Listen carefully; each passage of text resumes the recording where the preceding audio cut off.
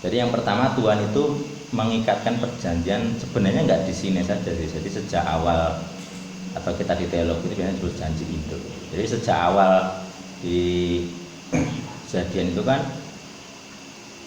Tuhan sudah berjanji bahkan tanpa syarat janjinya itu. Jadi ketika Adam Hawa jatuh, aku berjanji keturunanmu akan meremukkan kepala ular. Makanya ET menggunakan simbol meremukkan itu karena itu janji sejak awal gitu ya. Itu sudah dijanjikan sebelum, bahkan ketika Adam tidak mengaku dosa waktu itu. Adam tidak mengaku salah, dan anehnya tiba-tiba Tuhan berjanji kamu akan punya keturunan yang meremukkan atau mengalahkan musuhmu saat ini. Jadi mungkin Adam Hawa sendiri nggak tahu ini maksudnya apa. Mungkin dia mikirnya anaknya yang siapa itu Sem atau siapa Kain, Habil atau yang lain, tapi ternyata bukan, jauh, sangat jauh, ribuan tahun sudah.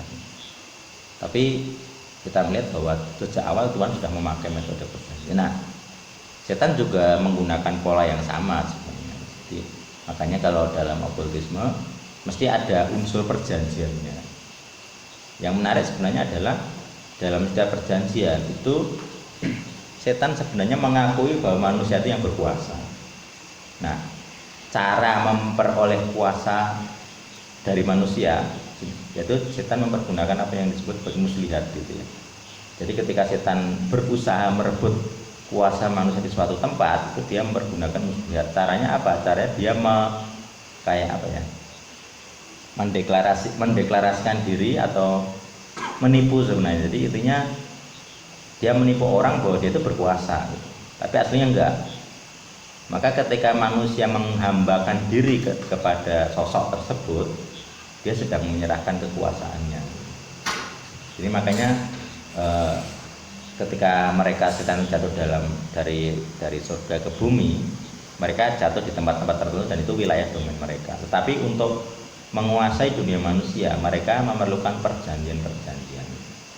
Makanya kalau di Jawa gitu kan, ketika mungkin entah apakah sebelum Panembahan Senapati itu sudah ada perjanjian serupa, aku belum tahu. Tapi contohnya ya kayak kalau dulu kemarin yang pas Bayu itu kan kita sampai pengakuannya Raja Jawa itu menyerahkan dinasti Jawa karena dianggap ibu dari para raja Jawa. Dia menyerahkan dinasti Jawa kepada sosok tertentu, siapa nggak tahu, tetapi dengan cara ritual korban darah itu.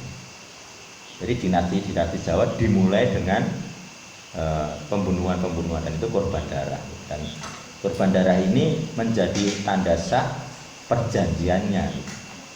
Kenapa korban darah? Karena sejak awal Tuhan juga mau korban darah.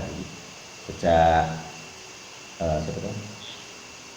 Habel mempersembahkan hewan itu sudah ada korban darah, dan setan sebenarnya hanya meniru pola itu gitu ya. Makanya satanisme di era modern pun sebenarnya juga meniru korban darah.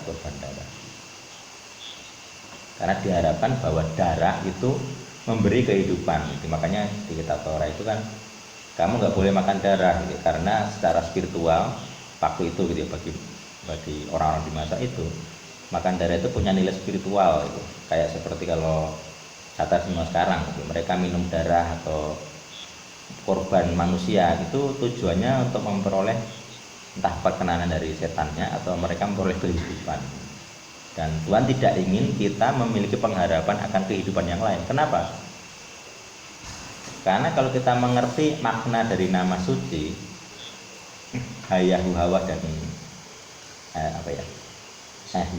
Asar atau Hayah Asar Hayah itu eksis atau hidup itu ada di situ gitu. Jadi ketika Tuhan memaknai dirinya akulah dia yang selalu hidup, maka dia mengharapkan bahwa orang itu mengharapkan kehidupan dari dia gitu. Makanya ketika ada benda lain, dalam ini darah, di zaman itu yang dianggap bisa memberi kehidupan, Tuhan nggak senang gitu. Dia memusuhi itu dan melarang gitu. Karena bagi dia orang yang memakan darah itu sedang mengharapkan kehidupan dari darah itu sendiri. Jadi,